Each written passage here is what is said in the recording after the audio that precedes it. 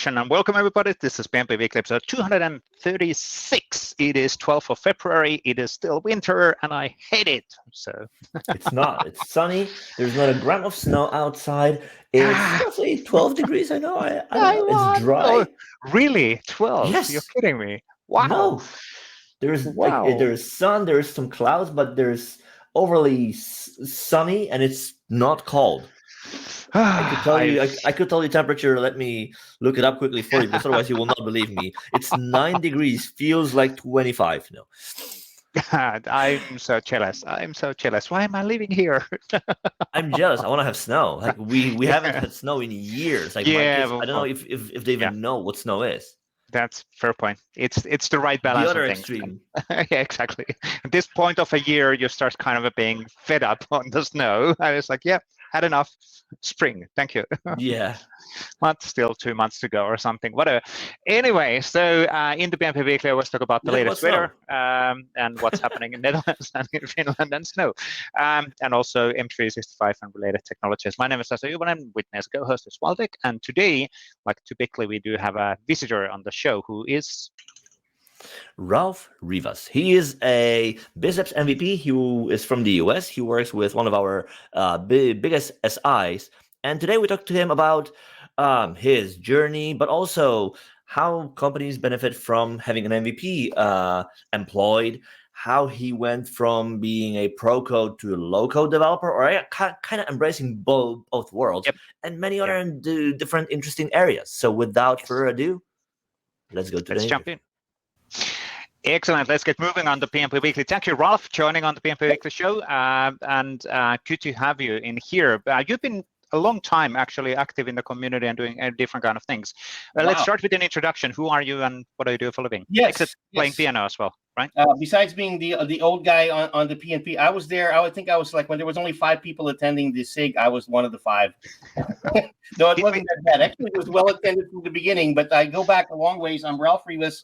I'm with CapGemini Sogeti, National Solution Architect over there. I'm also an MVP in the Power Platform space of all places, the Biz Apps. And it should have been actually in Vesa space, but for whatever reason, there are just so many people over there like that keep getting hired by Microsoft. And I'm looking at you, Mr. Waldek. Who? What? Where? What? They keep taking from the community, but that's okay. It's all right because you guys give back so much. But otherwise, I've been a Microsoft aficionado since I think Bill was still doing trade shows with Microsoft for a long, long time. And finally, my moment has come. Thank you for this moment in the spotlight. I will never forget this. Right. I'm also in Chicago, by the way, so that might give a clue as to my demeanor. Let's hope that's Now, let's travel back in time a bit. How do you get to do whatever you're doing for a living? How do you get to? What is your background? So my background originally was I was on the business side. I was the person that, like, your computer butler that went and fixed your Excel sheet and made sure that your trading information that was coming through on that beautiful thing that they call DDE was doing what it was doing, and you were not losing millions of dollars, or maybe not making that millions that you probably shouldn't have been making, whatever it was. But I used to work for Reuters long, long ago. And that was when I got introduced essentially to the Microsoft ecosystem. And I mean, like, I like to name drop sometimes, but like a coworker of mine was a fellow, but you might know by the name of Yusuf Mehdi, who I'm so proud of for everything that's happened since. But that's how far back I go. As far as getting into it, eventually, I was also the person that said, hey, developers, you should do this, you should do that. And they're, like, yeah, great. The user's telling us what to do. Then the user started doing it himself a little bit. And I started playing because we didn't exactly have the support that we have these days. And I gradually drifted over to the dark side, as they say, and became into the development group. After a while, it was like, oh, man, you suck so bad with your opinions. Why don't you just build it for us? So they brought me into the development group there at Reuters. Eventually, I just moved up in that level. I got more into what that was, building and creating the solutions and everything else. At some point, after working for UBS for a few years and going through the the Y2K stuff, I said, well, I think it was ready for me to actually be a consultant. I just came into that point. And the very first product, literally, that I had to consult on, hey, you do this .NET thing, yeah? This ASP Plus, you heard of that? Yeah. then you must know how to do SharePoint. What? Like, and that was 2000. That was SharePoint 2003, 2007 or 7. Yes, there we go. They said, "Can you say the word SharePoint?" Yes, you're it. And I'm like, you remember they had that little store app? How do you spell SharePoint? Is it lowercase p or capital P? Oh my gosh! If you answer that right, it only proves you're an expert, right? That's a religious thing. That's like, the big hook comes out if you do not have capital P in there. It's like blood. That's it. It's capital P, sir, from forever. But it was at that time they had that little package, and I think it was .NET Nuke was the one that I was actually playing with. And because of that, went into SharePoint. I got so deep into SharePoint, I was trying all the different things that basically Microsoft threw at us on how to make SharePoint better. Until this little thing called SPFX came around. Ooh. And I think that changed the world for me over there. All of a sudden, I didn't feel like an incompetent developer, for that matter, because you felt like you had to be a rocket scientist to have to manipulate the underpinnings of SharePoint to make things happen. All of a sudden, things got so much better. If anyone over here is complaining about anything that SPFX is doing now, you don't know what it was like. I'm telling you right now. I mean, it depends on like how much back you want to go. I recall still when like my first experience with SharePoint was around 2000, like late 2006, early 2007 with Moss. Same here. Yeah. We had MSDN and literally 0 books, and you're like, how do you learn this thing? Well, good luck. Yeah. Well, with Reflector, right? You were basically looking inside of the code. I don't think we have it, or we had it already then. Or I mean, we did. It wasn't immediately a thing. It became a thing, I think, in a year or two, but not immediately though. And then you were deep diving into XML. So what was it? C program files. XML. Common. 12 underscore XML. Whatever. So, but it's 15 hive, 14 hive, 12 hive. So but that was also XML, dude. In it, because XML for me, I was actually. I remember I went to a class by Aaron Sconnard on XPath and XML and everything else. All of a sudden, I could understand these things. It was like you were in the Matrix. And you're like, oh, I list view. There you go, a toolbar. Oh my God, a feature. Exactly. All those pieces started coming into play. And I remember running in one of the very, very last tech eds, running to Vesa there because I need help for something on search. So then Vesa pings me and says, we're doing this thing. And I remember, even folks like Connell himself was like, we're skeptical about this tech. When I looked at it, though, I was like, whoa. Sure. This is literally taking the best of it all, the XML pieces, the HTML pieces, the CSS. All of a sudden, you created a framework that actually makes sense, and I was so into it at the time. I thought maybe if I was going to be an MVP, that was going to be it, because I started doing training and videos and that. I was like trying to push it. Unfortunately, I was with a little small company at the time that wasn't quite moving along. So, but at least though, that's what really got me in. I could not get enough of it. And of course they know, because they had to mute me as I don't know how many times during the during the 6. Not really, but yeah. That was fun. That was great. And I got a chance to work with Waldek too on this. Before Waldek was the Waldek that here back in those days. I think I tried to keep making him work for.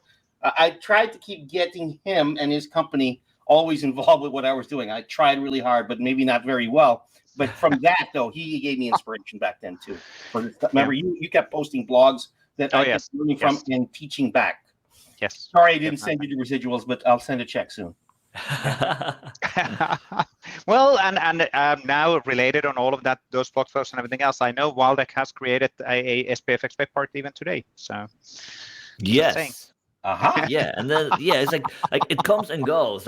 So there was this interesting thing where the other day I had a chat with a customer who was stuck on something, and over the last few months I haven't really worked with SPFX because it's very much, topical for us, where we focus on one area, then move to the other. And I don't work with the customer, so I don't necessarily do day to day what they do. Right. So and I was like, somebody asked me something, I drew a blank. I was like, I don't know. I need to create one myself just to be able to go through it, like refresh all of that, because it goes away. It goes away. And it was you look at it and it's like, oh, that was it, and that was it, and that, and then the pieces, it came back eventually. But it's this interesting thing where just because you use something in the past so much, you think it's ingrained, and it is. Like it isn't really on top of mind, and it's not like it takes an effort to bring it back.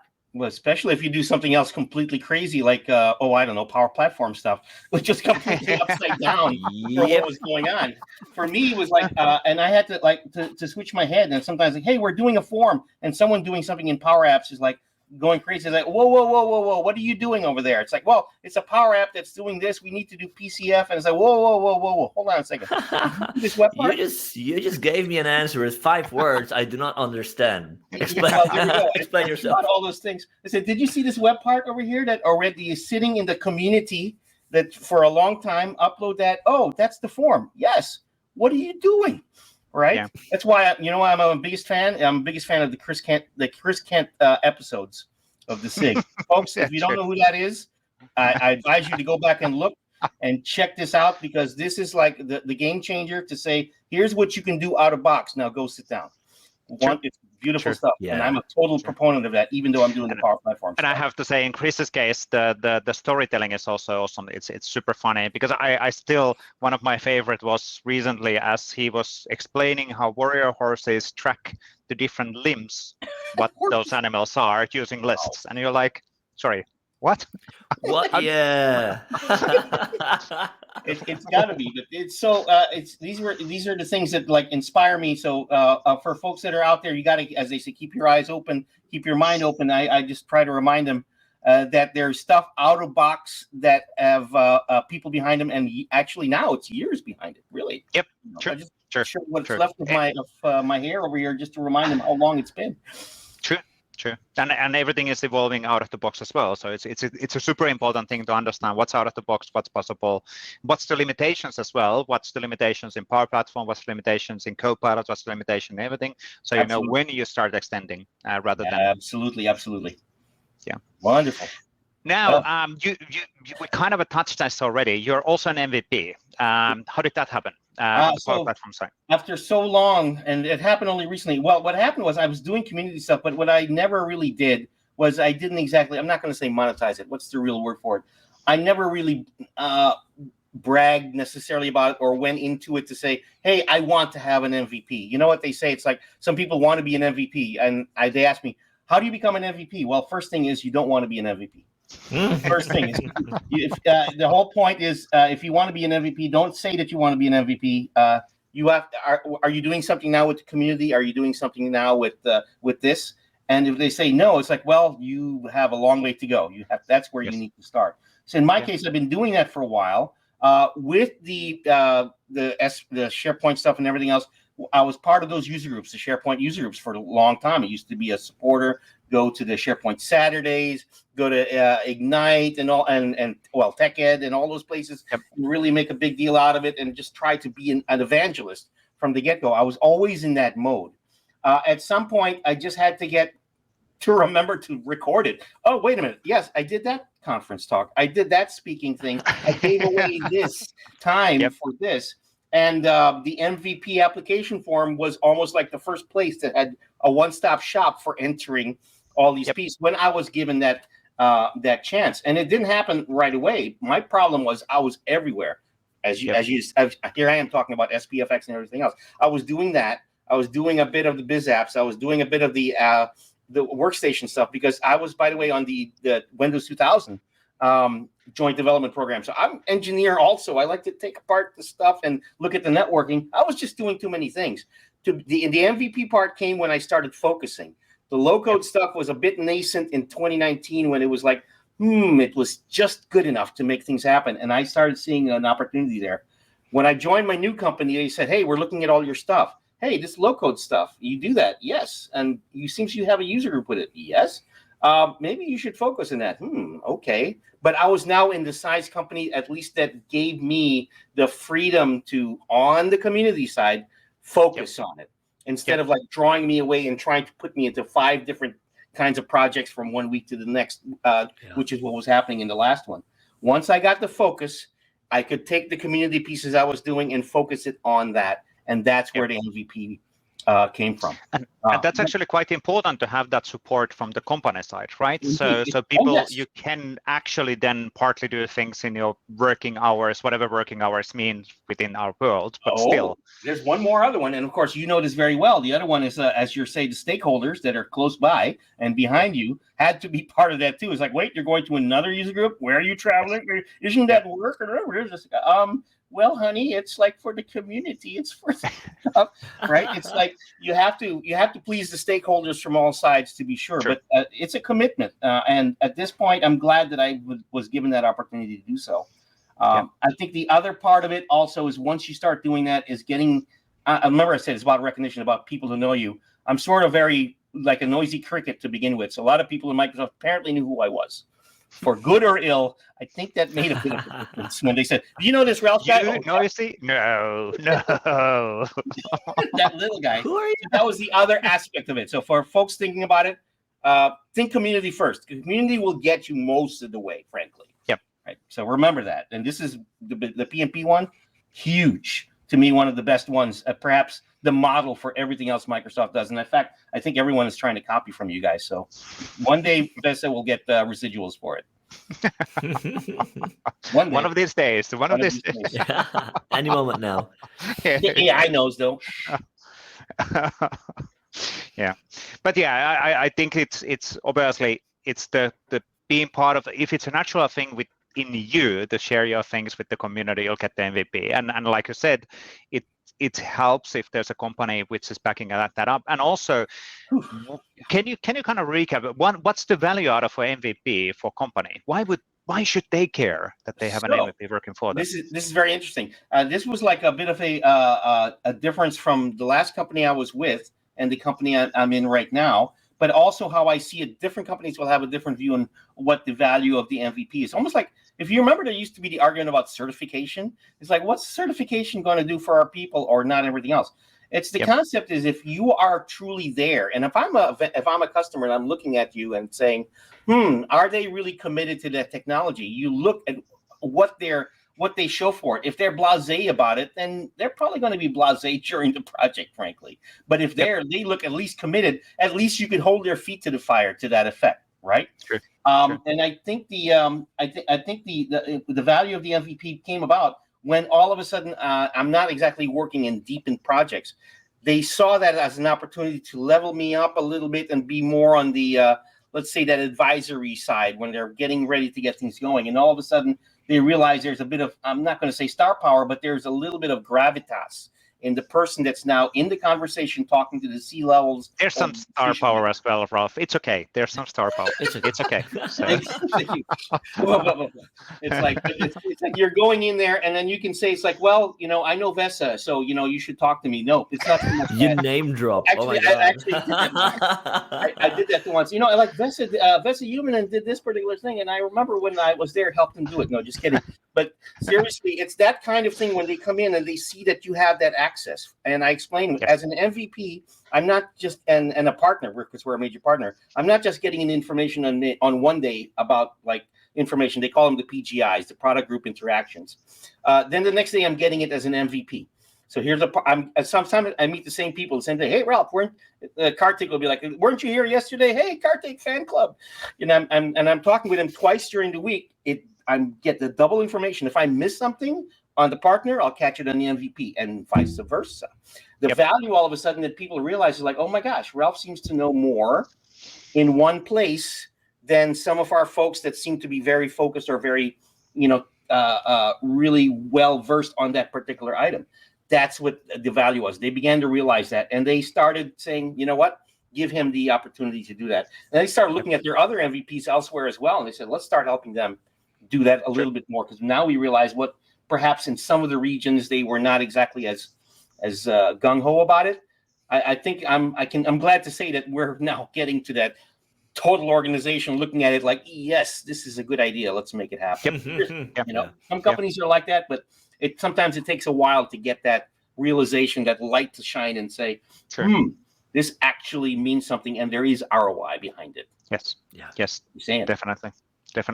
And it's good that it requires a certain sized company. Maybe the smaller companies, they might be built on top of the MVPs, on behind of the, around the MVPs. But then a certain mid-sized company might not understand what's the value of MVP. And again, that it doesn't necessarily the same, right? So I think it's just exactly. But exactly it requires strategy and thinking behind, understanding the value. Yeah, but it's really the thing. Like if you've never had the experience, like if you've never, as an employer, employed a person who is an MVP, how would you know, right? So, somebody like you need to the first time you go through it, somebody needs to help you do the math. Like, hey, what is the benefit for us, right? And the challenging part is like, well, if I send you to go to a summit, right? Like you will be away for a week, travel and so forth and so on, instead of you will get to hear things, and then you cannot tell anybody back. What's the value? Well, like if you think about it along these lines, well, you might think yes, what is the catch?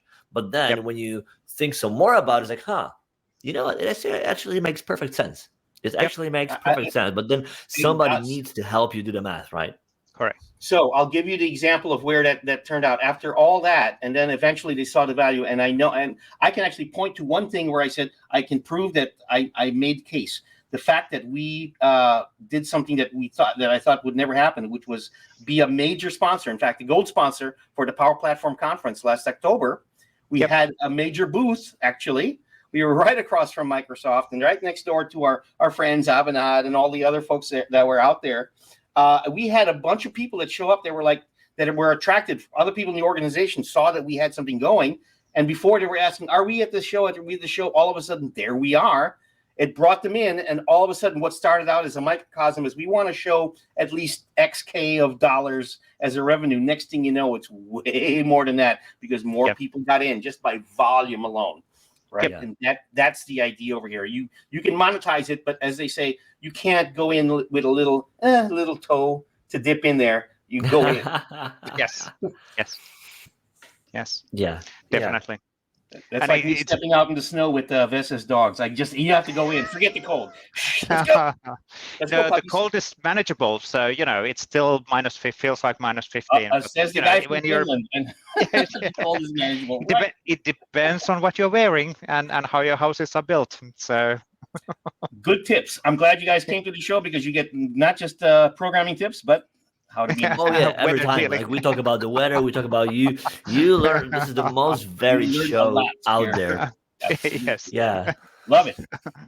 What about the recipe for spaghetti? No. Anyway, so for that we would have to defer to our Italian friends.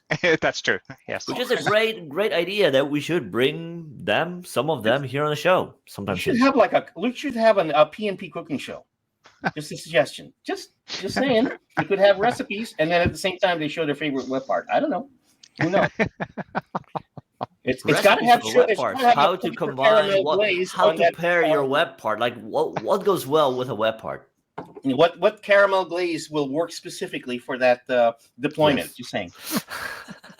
By the way, automated deployment. Get strict about that. No hand deployments. Now, is automated deployments and that thing, is it working well in the Power Platform world? So this is the case of when it started, not so much. There was a lot of hand holding, a lot of teeth gnashing, and everyone basically saying this is why we won't do it because that part was missing.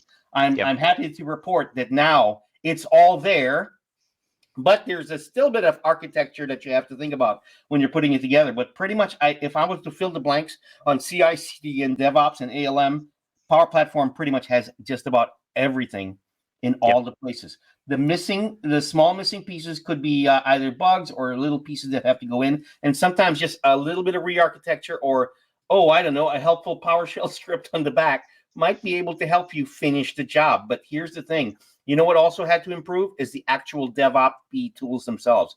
GitHub improving beyond my expectations. Sure. The ADO stuff getting better at doing what it was doing. And then, of course, people understanding how the stuff really works. That helps, right? Because at the end of the day, sometimes we have to rely on the admins to do it. And here's the thing. If the admins are not your friend, it doesn't matter how much knowledge you got. Not going to happen. With that, two things that I want to ask. One, to take a step back so that we can dive all the way back in. Taking step back. You've built .NET. You work with ASP.NET. You work with Moz, which is again like very much pro code thing. Now we're talking about Power Platform. How is that journey from pro code to low code?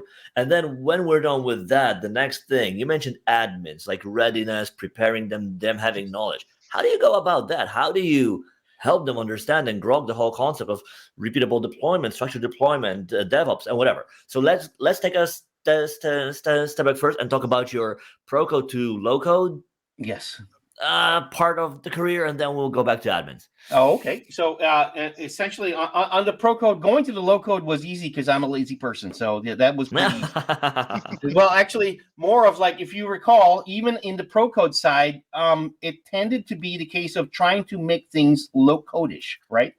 Is it low code to have a giant XML file that you set a few settings and it just worked? Or is it pro code to have a giant program of 20,000 lines that creates all that stuff? So the first one is low code, high problem. High problem, yes. There we go. So you see what I'm saying? It's like, even on the low code, what were we doing in the PnP? Remember, we were creating all those samples and packages and smaller frameworks. We were always looking for a low code solution. Low code meaning I only want to type two things, do two settings, and hit the button, then go. Right? That was always the trick. We always wanted to be like in the Jetsons where, he's pushing the button and he goes home. Oh my God, I pushed the button 10 times today, Jane. Oh, I'm tired. It was like we always wanted to get to that point besides the flying cars and everything else. And so when low code came around, it was almost set. It was the low code part, though, going from pro code to low code in that case was not so much low code, but it was how you code, right? In pro code, low code is just making settings on a console.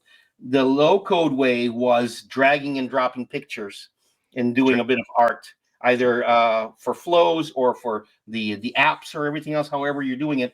And it got much easier when that interaction and those connections were better. When you didn't have to do as many customizations just to get the parameters that you wanted to happen, when they were there ready to go, or the parameters that are there did everything that was necessary. That was my transition when I began to realize it can do it. I don't have to waste. I don't have to spend as much time anymore customizing. But I mean, when you think about the way you build a Power App, how is that different from building a web on Windows Forms? It's the same thing, like you drag and drop controls, drop from the toolbox. The expressions are not the same, but like it's still the thing. Like you have a control, you reference it, you get the value, you submit it somewhere. You're right. But you have that preview, that quick, like, hey, I just put it in there, and there it's working immediately. F5, right there. F5 was your preview. Yes, I remember that was in fact when one of the very first things in SPFX was when you had that preview ability, right, where you can do in the local SPFX and just drop it in and see it. To me, that was the most powerful. I got so used to that when it started breaking as things got more complicated, it was like, oh crap, I can't make this work so well that way. I have to like do a trust, deploy, and then look at it. Okay, did it work? Okay, and see it.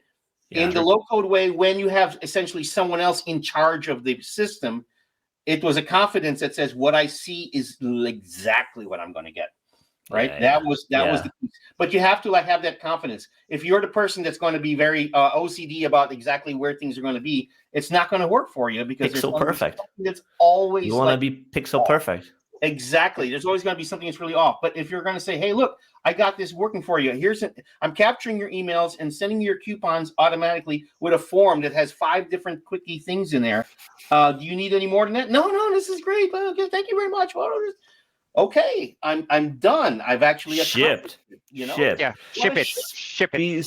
Speaking of which, admins, how do you bridge that gap? And because it's a new tech. Yeah, and admins is the harder one, right? Like you want to bring them along. What kind of challenges have you experienced along the way, and how do you go about them?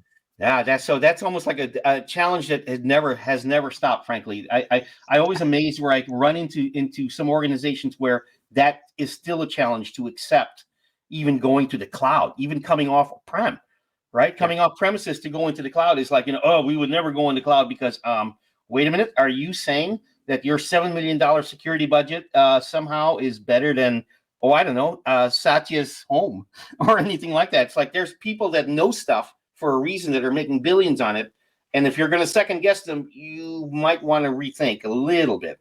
So there is that. But rather than fighting them, in a lot of cases, I come in with the point of view of the admin, the point of view that says, hey, you got stuff on your desk. You got people clamoring to get stuff out of you. And then you have your other people that are saying, well, but our competitors are doing this. Oh, but this user is doing that. Or, but that C-level wants this actual toy in their system.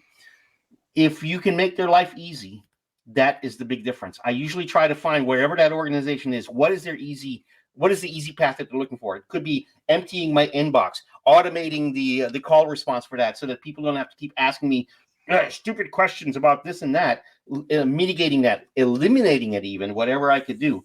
The path to the admin first, and sometimes it may mean a bit of training. It's like, did you know that if you automate this, you can now go home on the weekends?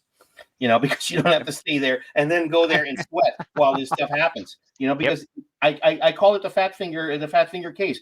You've seen those. Everyone's heard of those things like, the system went down because somebody put a bad entry on a piece. Well, likely that wasn't the CI/CD. Likely that was somebody that in the last minute said, "Oh no, let me quickly fix that." Okay, there we go. I said, "How hard can it be? F5." Tell the password. Yes. Smack, right? And then we try to explain to them it's to your benefit, and then of course you look good. And then the other one, of course, is helping them promote themselves, because usually sometimes they're quiet. They're like, "Oh, I can't really say this and that." Well, you know what? You should cheer when you do something really well. Make sure your boss knows it. Make sure you get that bonus. Damn it, get it, right? Because you deserve it. And now we can be friends. Okay. By the way, can I have access to that environment while we're at it? You bring them on the other side. I come in from that admin point of view that says, just like the programmer wants to do less so they can get to that same point, the admin also has that same thing because they have other things that they'd rather be doing in the day. And that is, I think, the main difference. When the tools got better, it became easier for them to use. Oh, that made it so much smoother. Just saying. Yeah. Oh, that was a lot. How do you see the whole AI and Copilot thing then impacting on this one? So doing even less. Baby Skynet is born during this whole process. And by the way, you probably noticed if you go back now into the transcripts, I've been saying all hail our robot masters probably for quite a few years before all of this started happening. I'm glad, because now that the GPT is going to look at the past, it's going to say that I was on his side or her side the whole time.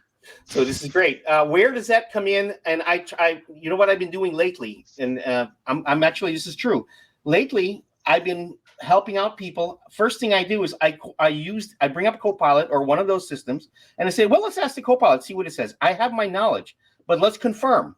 And then sometimes they begin to see the value of, like, well, as an assistant and as a helper, at the very least, this is a very huge change in how things happen. Before, we would have to worry about these experts, or if we don't get it exactly right. And even if it doesn't get it quite right, we can actually get mad at it and say, oh, that's not right. You should look at this. And then the Copilot would say, oh, I'm sorry. I didn't mean to give you that information. How about It's like you're interacting with someone. But here's the important thing. The important thing is now, in short order, you're actually being able to move ahead and get the information that you're looking for. I know that they can make the Copilots build things for you quickly and everything else. There is that, but that's always been there for automation in some cases. I think the biggest difference now is that it's expanding your access to the knowledge and bringing in things much faster.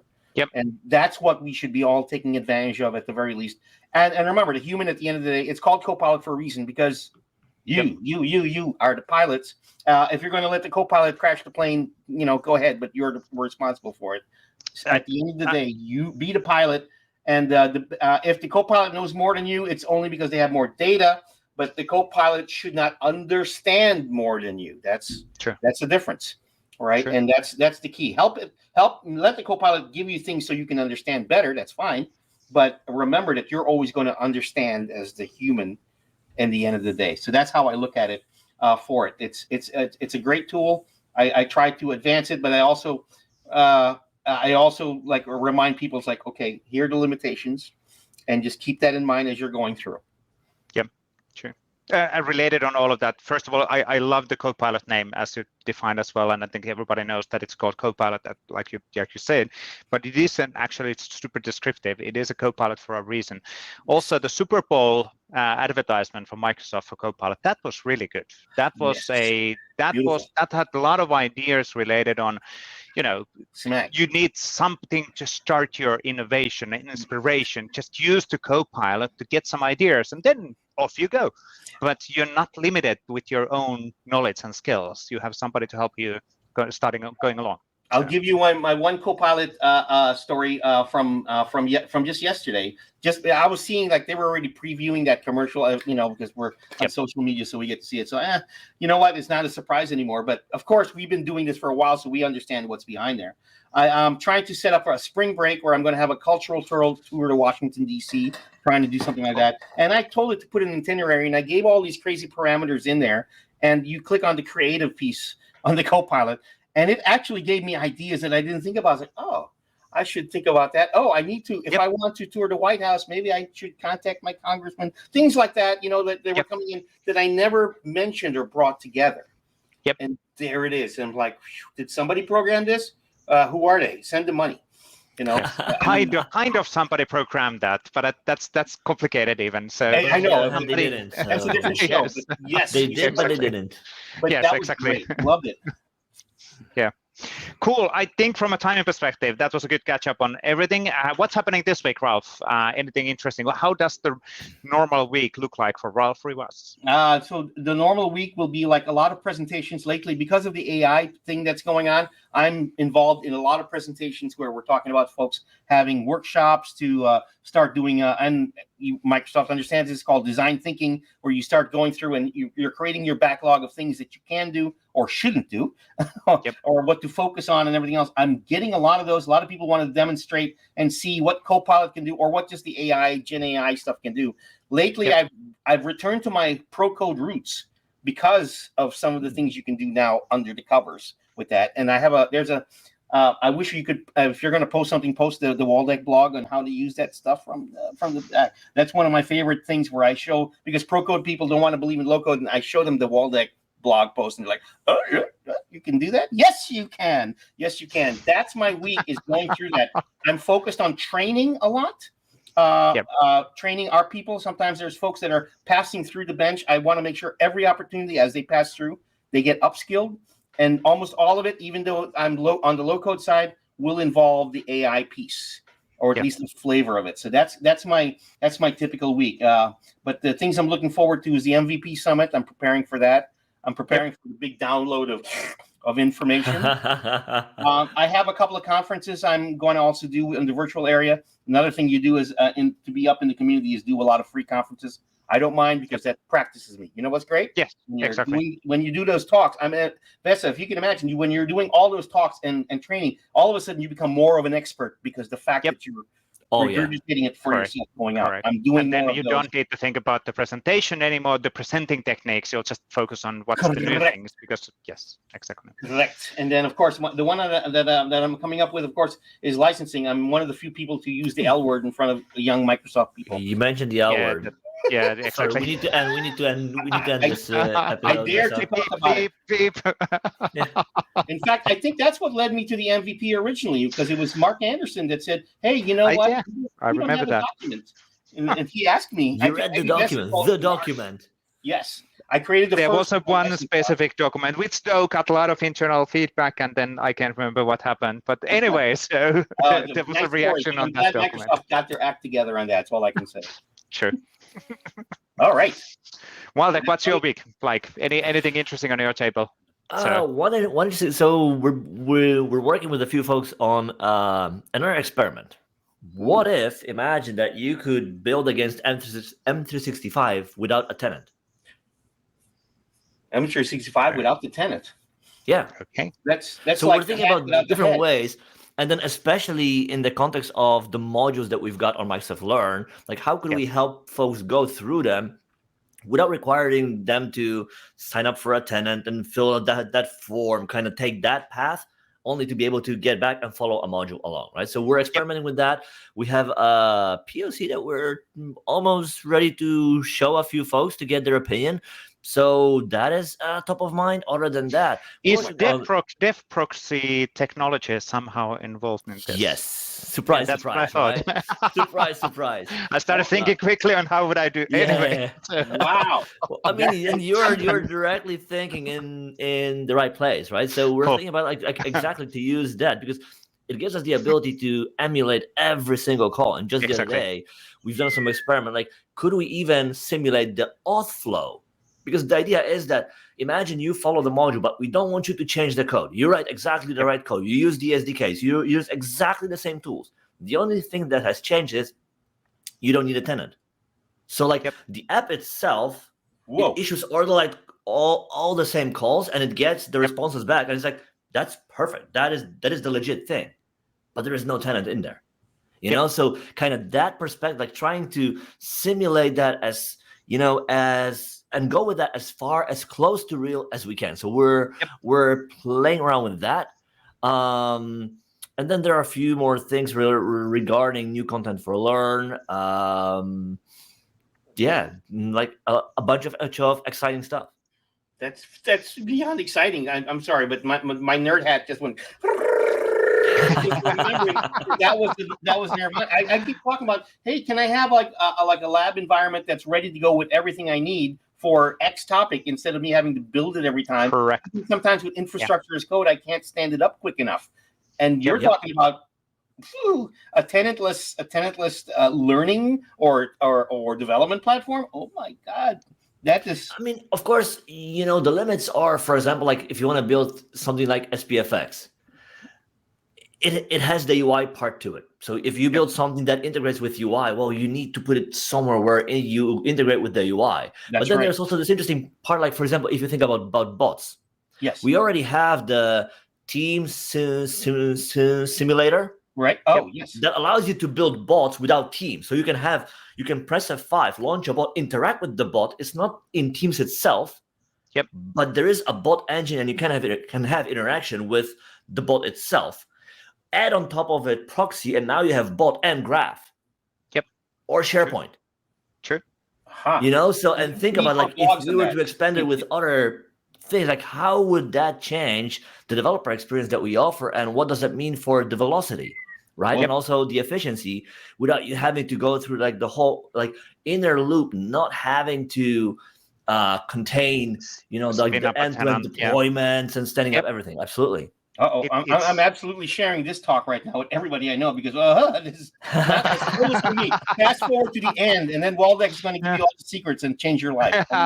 Well, we'll see what's going to happen. But in theory, quickly thinking, that you can definitely do that. So that's a really smart move. So bring really, back cool. the local workbench on SPFX, Vesa. Not my call, but anyway. So wow, this is why I'm in this community. I swear. Whoa, I'm sorry. Here I am thinking we're just gonna be, you know, talking, but this was like I'm like coming out. I think I've had my SIG fill literally in just 30 minutes. A whole month's worth. Whoa. Speaking of getting busy. Quickly recapping. I don't have anything super special. This is a week of catching up and cleaning up on things. But it's also I will be off. Well, I will not be disconnected, but I'll be officially out a week after, and that basically means that you need to start prepping things. And MVP Summit is also coming. We're leading a track there, so we need to lock down all of that. And M365 conference is coming. We're leading a track there. All of that stuff is taking quite a lot of time. But you know, it's good to have every now and then a week where you don't need to deliver multiple things publicly. So it's a break. Cleaning up, catching up. Yes, exactly.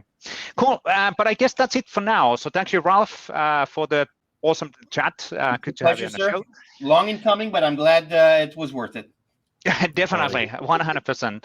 And thank you, Waldek. With Waldek, we'll jump on the weekly articles from this interview. Thank you, Ralph. Absolutely. Looking forward to it. Thank you so much, everybody. Take care. See you in the SIG.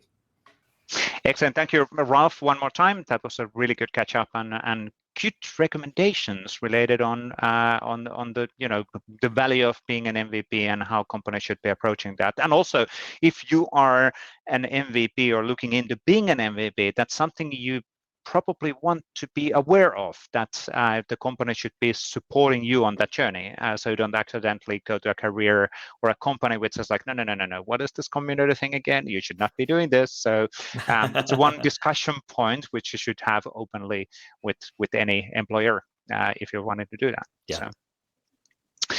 Now, let's jump on the weekly articles, and we'll start with something what we chatted together with Ralph as well, which is basically the Copilot announcements, and then we had a really cool Copilot related advertisement also on Super Bowl. I liked it a lot. There was a lot of like good ideas on that one. But last week we did released this blog post, which is delivering Copilot for everybody, and this is really around the Copilot also for consumer side, so making sure that everybody has access on the Copilot and they can use it for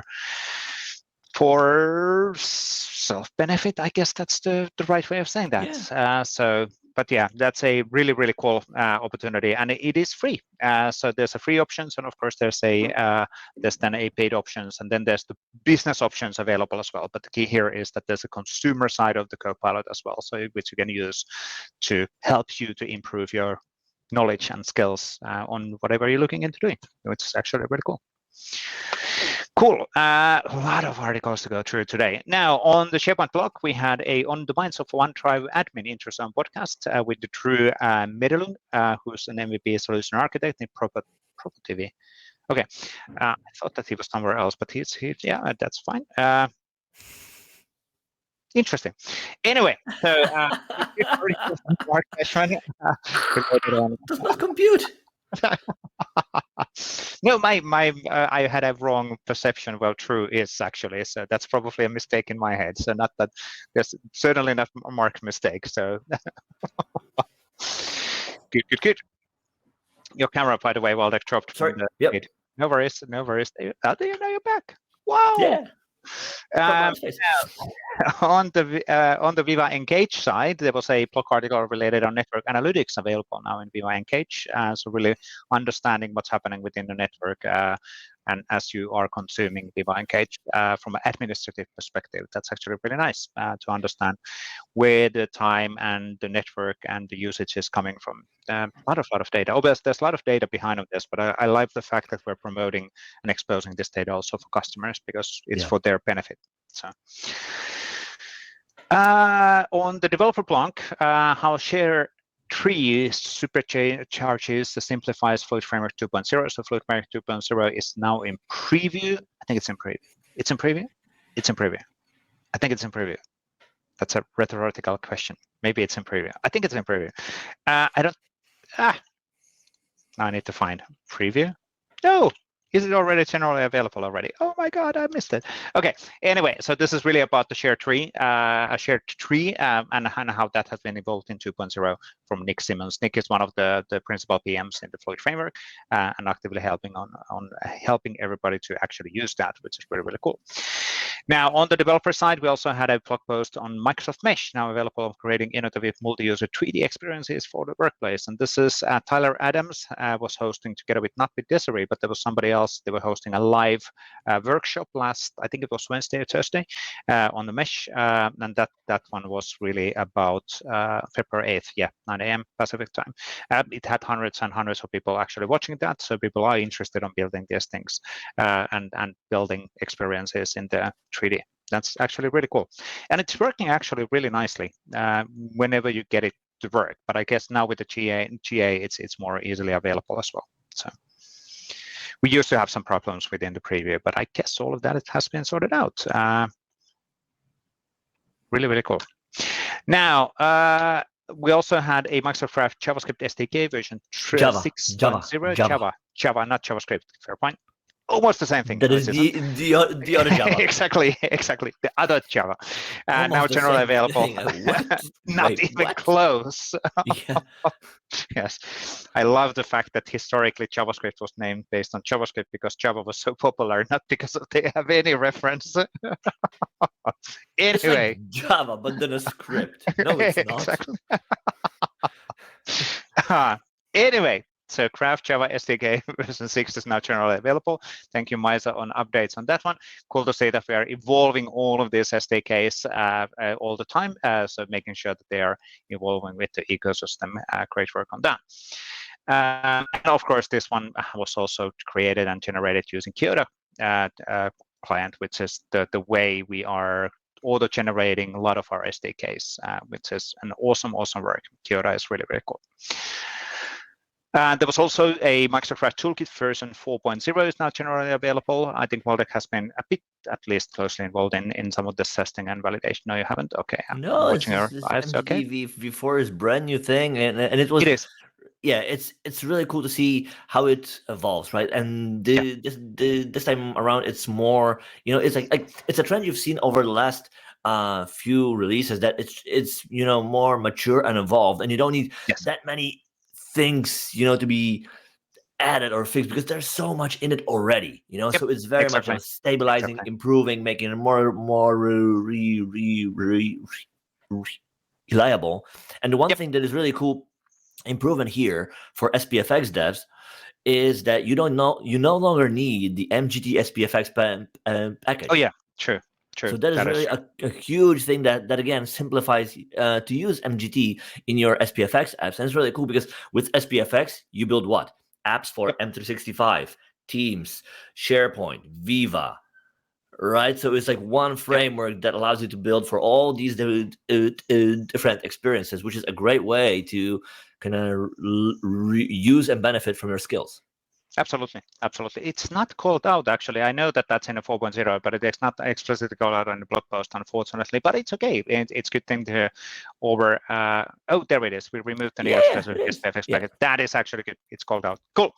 Because I remember at some point I was testing something, and then it's like, why isn't it working? I don't get it. It's like, the package is missing, and then everything works. Now you no longer need the package. Yes, le package. Now, on Friday, Patrick also had a new blog post related on SharePoint now supports dedicated site-selected authentication, and that's actually really, really cool as well. So this comes back on improved performance things. Site-selected was only supported in app only, and now it actually supports also delegated, which basically means the user permission and the app permission is the joint permission model. Yeah, so you can have an app get access only to a specific site, and then within the site act on behalf of a user with the user's permission. Exactly. So no longer it's all or nothing. This is really a game-changing thing. Like the next part is, if only we had a UI around it. That's one thing, and then the follow-up thing is also the resource-specific permissions, which is getting worked on. I think we've been public on that one, so you can actually then have a super granular set of permissions in the lower level. But let's not go too much detail there. Libraries, files, and items. You mean that level? Folders and items. Okay, yeah. And lists so basically, all securable objects. As we know them in SharePoint. Yes. Now, I cannot promise anything here right now on timelines or anything like that, and I'm maybe spilling beans already too much. Who knows? But everything is being looked on and worked on. Now, when will that come out? That's a separate thing. So, no problem. If anything else, but this is already if you need that for your work, let us know. Let us know how that would help you, because that always helps, to decide for us internally if something makes sense or not. Yep, absolutely. That's really, really cool. Now, on the other blogs, we had a Viva Connection Toolkit version 2.5 release happening on February 5th. I don't think we covered this last week, so this came out just after our recording, which is really cool. So it is Adam Wojcik is driving this effort, and there's a lot of SPFX development improvements in the Visual Studio VS Code as an extension. So he's doing incredibly good job on actually driving this and introducing features and capabilities, which is really, really cool. And there was also a blog post from Tetsu and Kavara on how to change the background color of cars in the board views. And this comes back on something what we talked with Ralph as well, which is Chris Kent's and list formatting magic and all of that. And Chris quite often shows what can be done with list formatting. Not that he's only on doing with list formatting, but that's just felt to be on his baby. But it's the list formatting examples are by far above any other samples within the it makes perfect sense. You know, GitHub. there's such a huge audience that is interested in it. One, Sure. Two, there are so many things you can do with that. Yes. And three, anybody who has manage access on the list is able to do this. So you don't need to be an admin. You don't need to deploy anything. It's not, yes, it isn't super simplistic. Nope. But once you kind of understand what it does, it's insanely powerful. Correct. That is correct. And it's not, it's not rocket science, but it does require some level of a understanding. And having samples, you can just copy paste and just adjust. Yeah. So which makes sense. Now, as we have concluded so many times, this is not code. This is low code. So yes. Next, our Power Platform and Global AI Hackathon together inspired AI-powered solution for real-life, real-world use cases. So Eliza had a blog post in the Power Apps on summary around that AI hackathon, which happened in autumn, which really, really cool, 14 days, and a lot of cool demos came out of this. And quite a lot of actually videos are now being published in here and also on the community YouTube channel. Some of these videos are actually, and demos are out because they were shown in the community course as well. But a lot of really, really, really cool implementations and AI use cases. I think that's the most important thing as well. So getting inspired on, oh, that's a great idea. Let me rethink that about and maybe adapt that to our business. And there was also a blog post from Frank Lan on building new apps and tables with Maker Copilot, which is now available in 8 languages worldwide. So more language support, always good. So, yes, English is not the only language within the world. Which we know. How many languages there is in Netherlands, official ones? 1. Is it really only 1? Because Belgium have 2 or 3. Belgium has 2.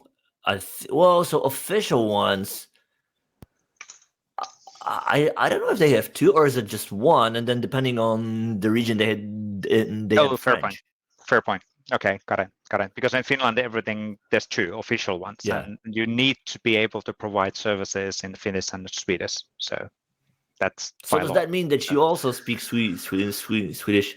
12 years of studying Swedish. Yes, kind of. Well, I can actually understand. Like I was studying German for I don't know how many years. Well, that's fair. Still don't speak That's it. fair. Well, so just the fact that you were studying it for many years doesn't mean that is fair, but we do hear Swedish in Finland a lot, so there's a certain level of basic skills. That's still, that's still a very long non-answer to my question. Answer is no, I cannot. Okay. Jag kan inte tala svenska. Yeah, I learned for so long. We hear it a lot. No, I don't speak. Nay. I can say certain things, verbs and all of that stuff, and understand. But having a fluent discussion, that requires much more practice. So you don't actually start to translate anything. You're just talking. So you just go. Yeah. It's hard because the moment you start to translate, you will speak Finnish in Swedish, and that's always weird. Like you will literally translate expressions from one language to another. Really, exactly. That I kind of understand what you're trying to say, but we don't say it that way. Exactly. Anyway, so on the Power Automate blog, custom processing for invoice and document field types generally available. So this is basically for certain field types. Custom. I'm repeating the title. No, I'm repeating the title on trying to explain what this is and realizing that I'm explain it so well that you repeat the title, which explains it really well. Yes. It's Monday. It's Monday, and it's week before vacation week. So for you it is. Yes, it is. Now, Yannick Riekmans had a blog post related on force populate a Microsoft Entra ID based on Team in Power Platform. That's an interesting scenario. And he's walking through the different setup and layouts and also the Power Automate flows on how do I actually invoke those API calls and how do I then automate things with for creation. That's actually interesting. Yeah. Really cool. There's also a nice blog post from Eli H. Shai on building a MyTools web part for SharePoint. This is quite typical. I saw her tweet earlier today, or was it yesterday, and it's basically every single customer wants to have one of these, which is, hey, I want to show my personalized tools or news or resources or applications, and then you modify that based on the things and based on the personal selection. And basically, she's walking through her way of implementing this, and this sample was merged to the web parts repo earlier today, or actually yesterday, But by it's Hugo. interesting, like how the requirements don't change, because going way back Correct. Yes. Like the need would still be there. What would we do? You would deploy a group policy, and on desktop, every employee would have the icons. Yeah, true. Now we don't do that because people bring their own devices. So in other words, we show this on the web, on the intranet, the portal. But the need is still there. How Those cases are still the same.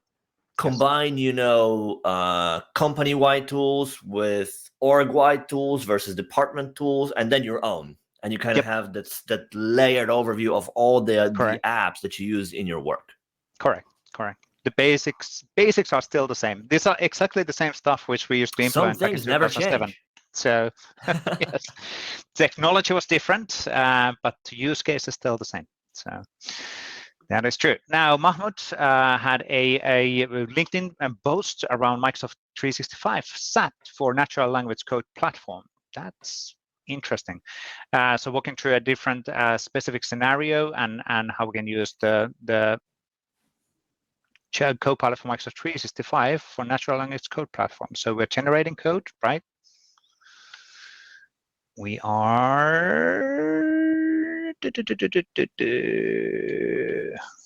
Ooh, this is getting much more interesting.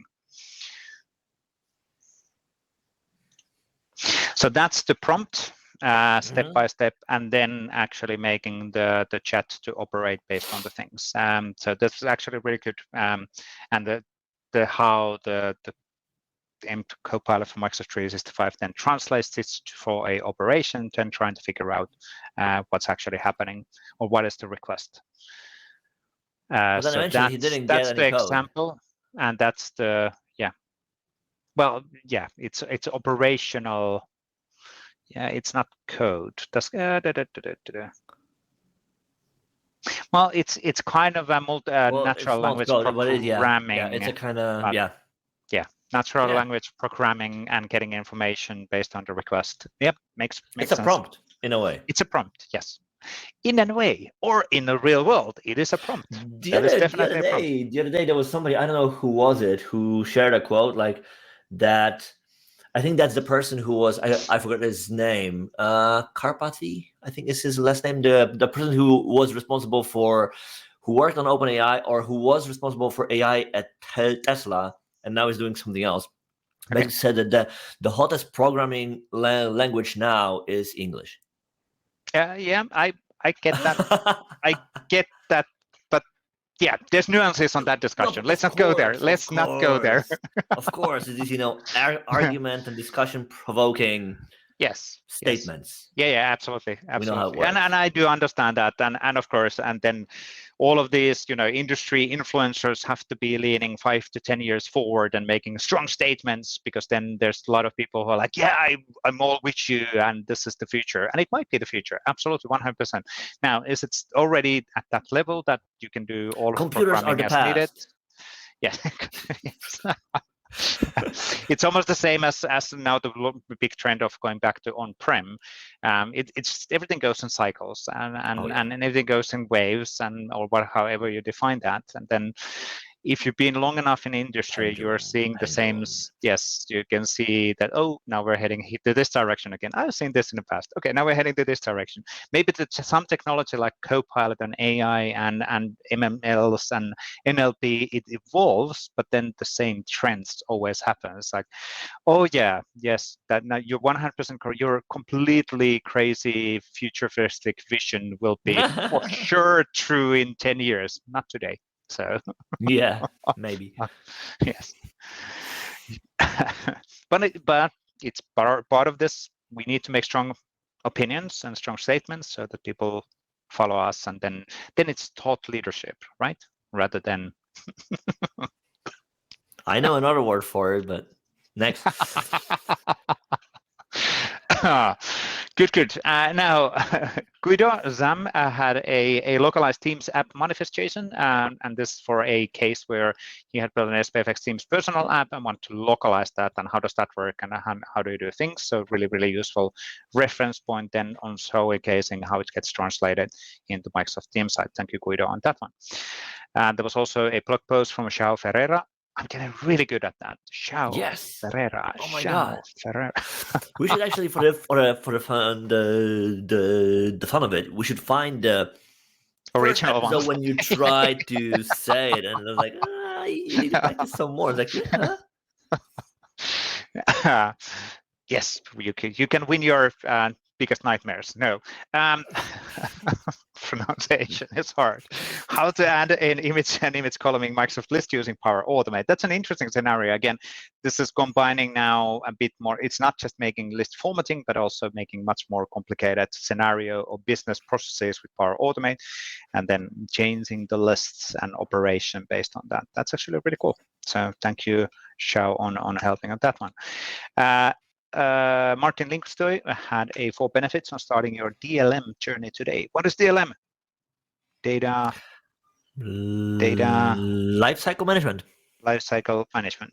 It says in the first sentence under first heading. First sentence under first heading. Where's the heading? Yes, first sentence under that. Data lifecycle management. Yes. Here we go. Yes, but it says DLM in here already, so no. Yes. Never mind. This is not a dictionary. It's art. Yes, and this is targeted for those people who know what is DLM, not for the people like me who are simple who doesn't understand that. So it's okay. So. No, just messing with you, Martin, as well. Sorry for that.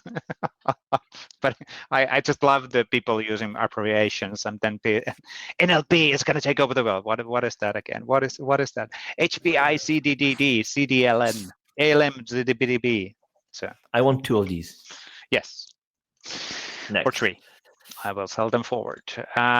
We had a blog post from Sutransan K on how to show documents decked with managed metadata and details list in SPFX.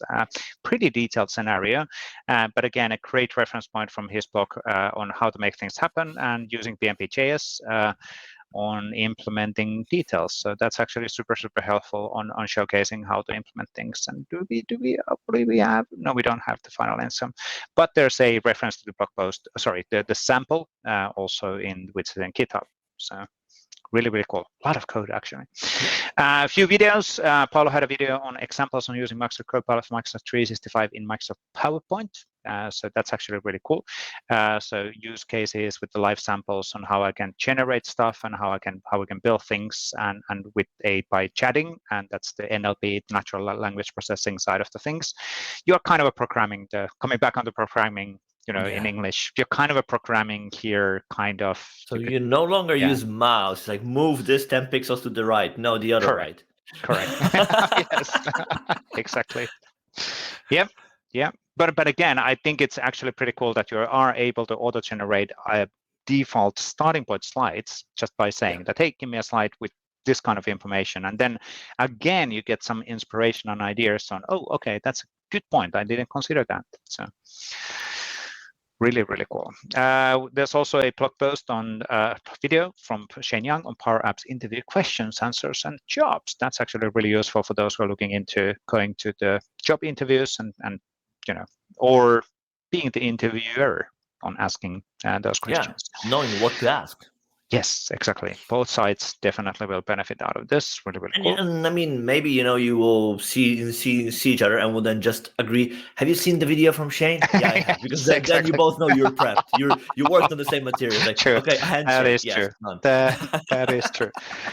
This reminded me, I have to say quickly, 20 seconds. So in MCM, the master certification for SharePoint back in 2007 to 2014 or whatever, that was the paid program, and people were paying 18,000 to join on the program, but we needed to make sure that they are not wasting their money. So we did interviews for them. So even though they were willing to pay, we basically said, oh, yes, we love the fact that you're willing to pay, but you will only get to the program if we know that you're good enough. And that was actually really interesting. Those interview questions and then asking things and also seeing how people are coming out of answers from thin air, which are completely nonsense, and being like and like in any interview, the worst part is that people were there, and like in a minute or two, you knew if the candidate was correct. solid or not, but you were committed to stay 100%. Through it for 100%. Yes. That's Anyway, Juliana De Luca had a video on how to set up a date in SharePoint column with list column formatting in JSON. That's actually really cool, adjusting that date formatting over there and what are the options and how we can do things.